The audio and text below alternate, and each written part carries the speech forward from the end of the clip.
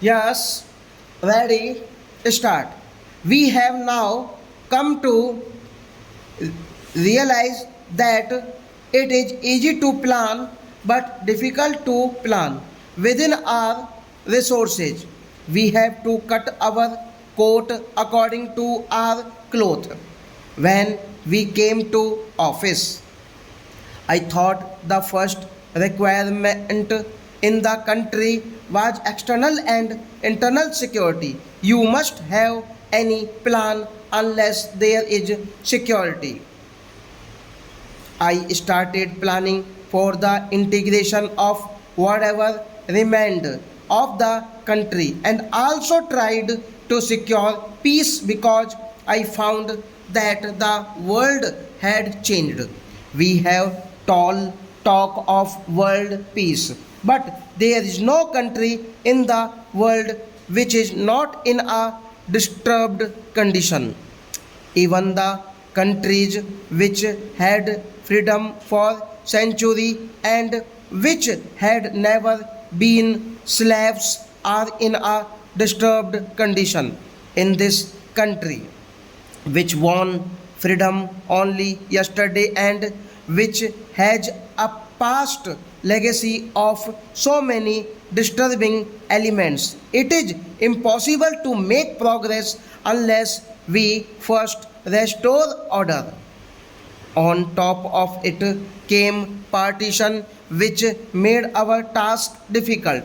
We were just settling down when came the devolution. Things are not entirely in our hands even today to plan for the progress of the country because we depend upon so many outside factors which govern us. The planners have to take into account many extraneous circumstances.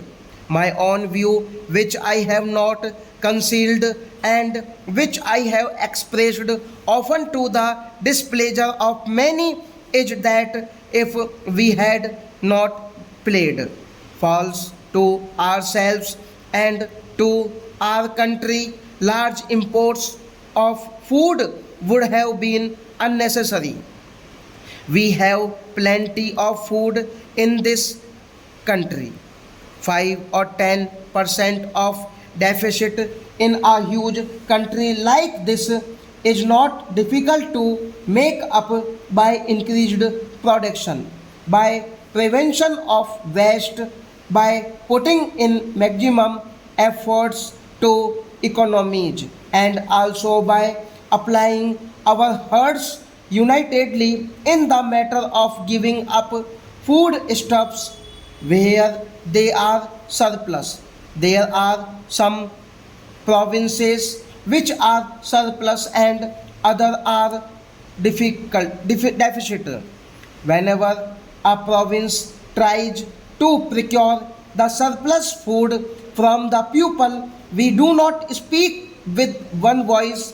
Some of us put our province first and the rest of the country afterwards. We know that our neighbors are, in spite of their best efforts, not getting enough to eat, and yet we feel that if we feed our province, that the rest does not matter. Considerable planning is required to make the presidents and chief ministers meet.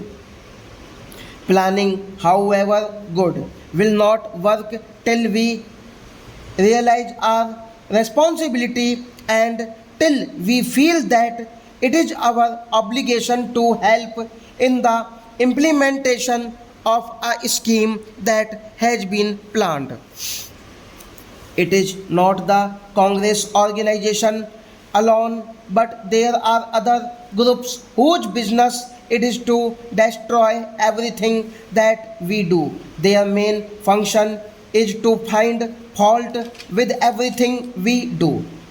However good it may be, there are some groups who are bent on creating disruption, and dislocation and go to the length of creating chaos, committing murders and dacoities, removing rails and tampering with communications. These are matters of great concern. On that account, considerable amount of strain has been placed on the government. In spite of all that, we have no to large extent restored order, and this has been appreciated by the people who come from outside. This is practically the only stable country in the whole of Asia, and it is one place where we can stem the tide of aggression and disorder. Many have expressed admiration for the work that has been done, but that work would not last unless we have enough food in the country to feed our people.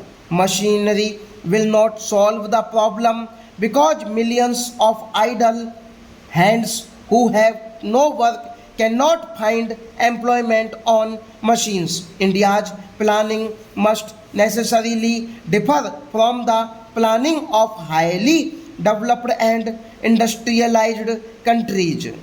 India is primarily agricultural country, and in a country as thickly populated as India is, idleness is the greatest disease.